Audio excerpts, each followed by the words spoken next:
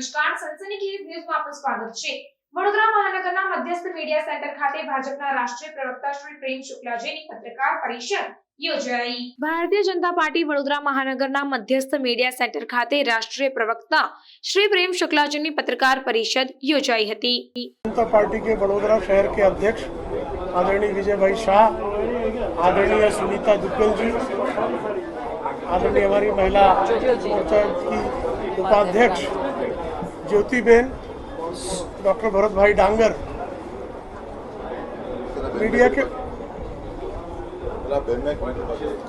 Media के मित्रों,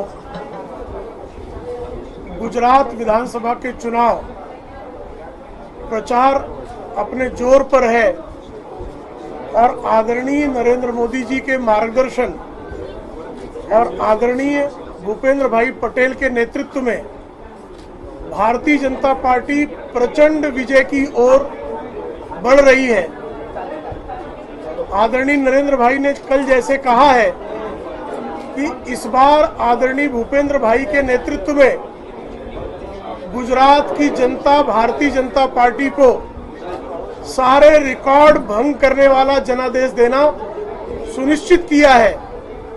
आदरणीय मोदी जी के नेतृत्व में जिस तरह से सबका साथ, सबका विकास, सबका विश्वास और सबका प्रयास के मूल मंत्र से जिस तरह से गुजरात का कायाकल्प हुआ है, गुजरात की जनता विकास के नाम पर मतदान करेगी और गुजरात का मॉडल जिस तरह से पूरे देश ने अंगीकार किया है, गुजरात की जनता एक बार फिर से स्वयं राहुल गांधी अपने अल्पसंख्यक प्रकोष्ठ की बैठक में कह चुके हैं कि कांग्रेस मुसलमानों की पार्टी है।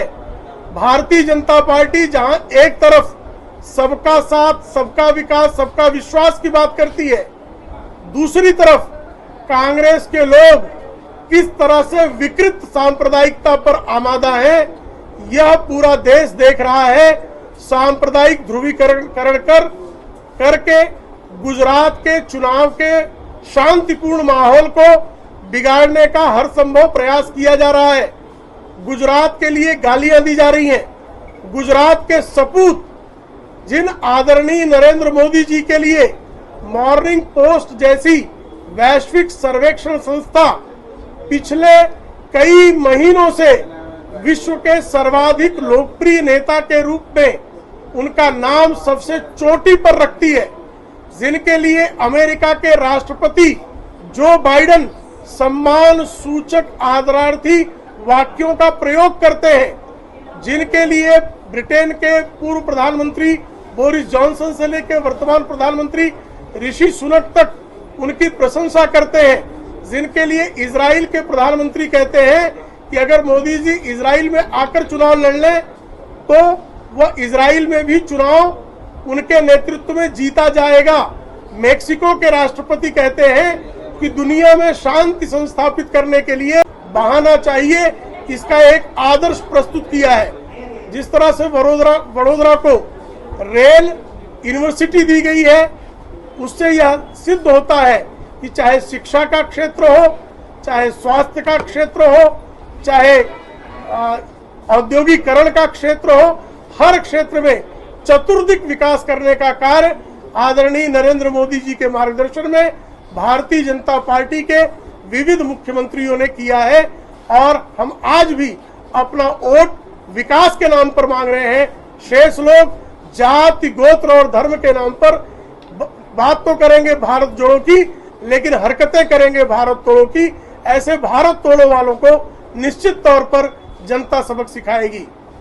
अगर गुजरात की धरती पर आकर लोग अपशब्दों का प्रयोग कर रहे हैं, अगर गुजरात की अस्मिता को कलंकित करने का प्रयास कर रहे हैं, तो गुजरात की जनता ऐसे लोगों को अपने जनादेश के माध्यम से निश्चित तौर पर सबक सिखाएगी और गुजरात में इस बार सारे रिकॉर्ड भंग होंगे और गुजरात में भारतीय जनता पार्टी की प्रचंड बहुमत वाली सरकार बनेगी।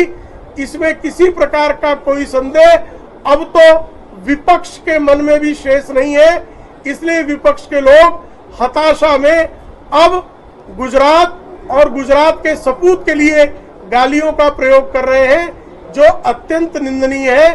भारतीय जनता पार्टी हमेशा विकास के मुद्दे पर चुनाव लड़ती है और चुनाव परिणाम आने के बाद विकास के लिए जुट जाती है। हम जिस वडोदरा शहर में बैठे हैं, यह इस वडोदरा शहर को या तो आदरणीय श्रद्धेय सयाजी राव गायकवाड़ ने या तो इसका विकास किया या गुजरात के सपूत नरेंद्र मोदी ने किया। जब वह मुख्यमंत्री थे तो मुख्यमंत्री के रूप में उन्होंने वडोदरा शहर को रेल कोच फैक्ट्री प्रदान की थी और जब आज वह प्रधानमंत्री है तो उन्होंने इस वडोदरा शहर को विमान निर्माण करने वाला कारखाना देकर उन्होंने वडोदरा के लोगों के लिए विकास की। आम आदमी पार्टी ने भी गुजरात में इलेक्शन लड़ने की योजना बना दी है, तो क्या आपका रिएक्शन होगा? देखिए, आम आदमी पार्टी तो दिल्ली में भी आम आदमी पार्टी तो हिमाचल प्रदेश में भी चुनाव लड़ने गई थी। क्या दुर्दशा भी देखा उत्तर प्रदेश में उन्होंने 368 सीटों पर लगे 367 पर उनकी जमानत जब्त हो गई। उत्तराखंड में उनकी जमानत जब्त हो गई और उनका मुख्यमंत्री का प्रत्याशी भारतीय जनता पार्टी में आ गया। महाराष्ट्र में उनकी अधिकांश सीटों पर जमानत जब्त हो गई। तो किसी को अगर जमानत जब्त कराने का शौक हो तो उसको चुनाव लड़ना चाहिए। छत्तीसगढ़ महाराष्ट्र गवर्नर ने जो शिवाजी महाराज पर जो टिप्पणी की है, आप ही के अलायंस पार्टी शिंदे ग्रुप ने उन्हें हटाने की बात की है, आपका क्या कहना है? देखिए, आज वैसे विषय नहीं है। छत्रपति शिवराय जो है उनको जितना आदरणीय नरेंद्र मोदी जी ने आदर दिया है, हर कोई जानता है कि नौसेना का जो चिन्ह है वो आदरणीय शिवाजी की नौसेना के आधार पर किसने किया? तो नरेंद्र मोदी ने किया। और छत्रपति शिवराय के आदर्शों पर चलने वाली सरकार नरेंद्र मोदी की है। छत्रपति शिवाजी के प्रति अगर कोई किसी प्रकार का भी उद्गार निकालता है वो हमारे लिए अस्वीकार्य है। आज बीजेपी सरकार है, आज तक बड़ौदा डिस्ट्रिक्ट की बात करते एक भी जीआईडीसी नहीं ला पा रहा है और बेरोजगारी दिन ब दिन बढ़ रही है, क्या कहोगे? देखिए, एलएनटी का सबसे बड़ा संकुल कहाँ है? एबीबी का संकुल कहाँ पर है? रेल कोच फैक्ट्री कहाँ है?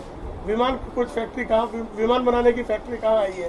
तो सतत औद्योगिकरण आदरणीय मोदी जी के नेतृत्व में वडोदरा में हुआ है। गिना है वो तो सब आने वाला भविष्य की बात है। अरे भाई, और क्या बात कर रहे हैं? फैक्ट्री, विमान फैक्ट्री अरे सब चालू होने में तो समय लगेगा।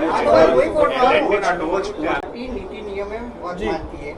बड़ौदा में आज एक 75 इयर्स को टिकट नहीं देने वाले थे, ऐसा तय किया था बीजेपी ने, फिर भी 76 उम्र वाले को टिकट दिया है, क्या कहोगे आप?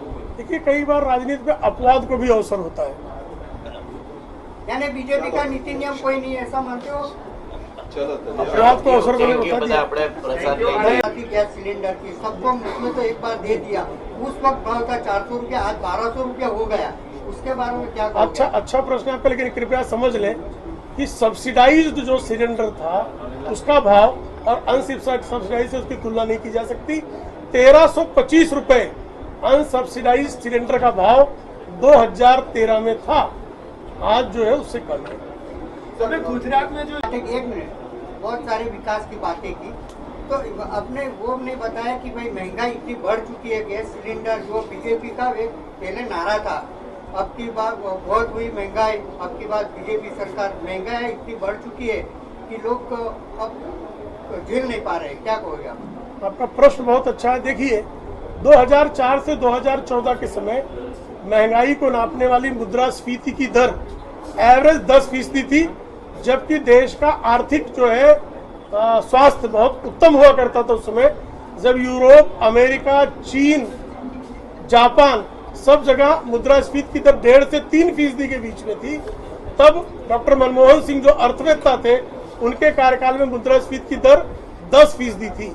आज कोरोना जैसी महामारी आने के बाद जब अमेरिका में मुद्रास्फीति की दर दहाई के अंक को पार करने पर है, यूरोप की वही दशा है, चीन की वही दशा है, तब भारत में मुद्रास्फीति की दर अधिकतम 6.7% होना इस बात का प्रमाण है कि आदरणीय नरेंद्र मोदी जी ने यथासंभव महंगाई से भारत की जनता को मुक्त रखने का प्रयास किया है।